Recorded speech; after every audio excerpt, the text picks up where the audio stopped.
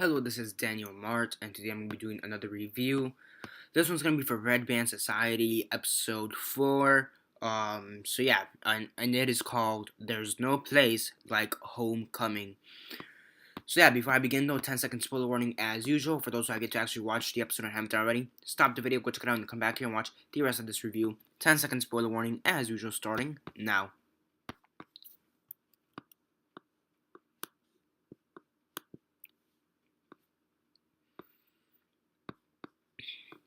Okay, so 10 seconds are up. So for those who have yet to actually watch the episode and haven't already, please don't comment down below or be messaging me that I never gave you fair warning, because as usual, I did.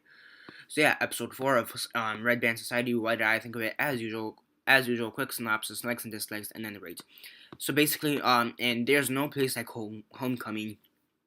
You have Kara, she's basically very excited to go into homecoming because she basically thinks that the whole school has forgotten about her, forgotten she's existing. So she decides to go to homecoming. The nurse really doesn't care.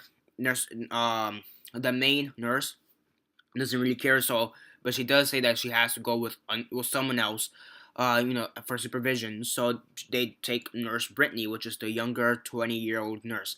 They also go with Emma and Leo, because they've also never been to homecoming. And yeah, it sets up some interesting stuff. Then you also have some stuff with Then you also have a few stuff going on with Jordi. Jordi and Dash, they both decide to go to the movies, and I believe it was right.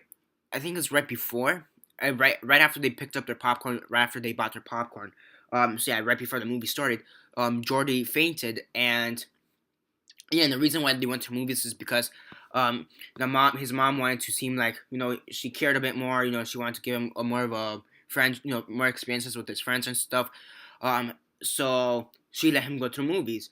In the meantime, she is studying, or she's learning about his disease, his cancer, and yeah, so they both go to the movies, and Jordi, he faints, and he has to be brought back to the hospital. Okay, and then at the middle of the night, his mom says, I'm gonna go get coffee or a soda for you or something like that. And she basically ditches him. She straight up leaves the facility. She signs the papers for Jordi to be a emancipated minor. And she basically ditches Jordi at the hospital. Likely, we're never gonna see her ever again. So yeah, she's a total bitch. The mom is obviously. It's funny because he said that this is like a camping trip for her. She does this, she gets really excited, and after a couple of days, she gets bored of it and goes back to her hotel, and continues on gambling or fucking someone or whatever. And it's more or less that's true. The doctor, he says, wait up, why are you leaving? But yeah, she's just leaving. So yeah, I mean, I thought it was pretty interesting to see her leave. Her character, she was interesting. I guess having some kind of mother figure for Jordi, I think that was interesting because he's already kind of weird.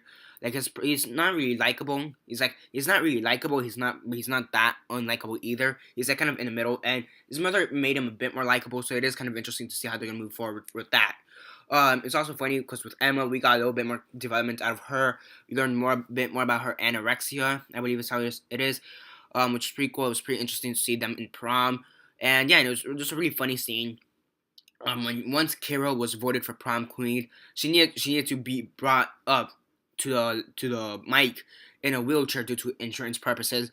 Now, so yeah, and she was really embarrassed. And then Leo says, I've been here, I've known her for the past 5 days, but that is 5 days too long.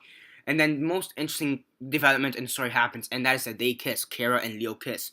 So that's some really interesting development. Really want to see how they move forward with that. So yeah, now is that now that thing, is that completely realistic? That, out of all the things that they've shown us in the show, I think that has to be the most unrealistic thing they've showed us. I'm pretty sure after you diss someone, they wouldn't kiss you. They probably punch you, but they wouldn't kiss you. Um, yeah, but I highly doubt. I think is the one.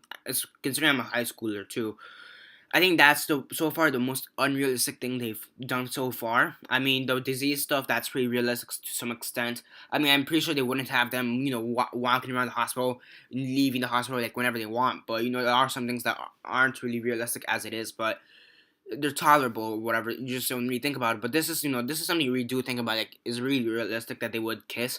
So yeah, I mean, overall, it's a pretty good episode. The acting is pretty decent. It's pretty good. The writing's pretty good. Overall, it's a pretty good show. Definitely do check it out if you can.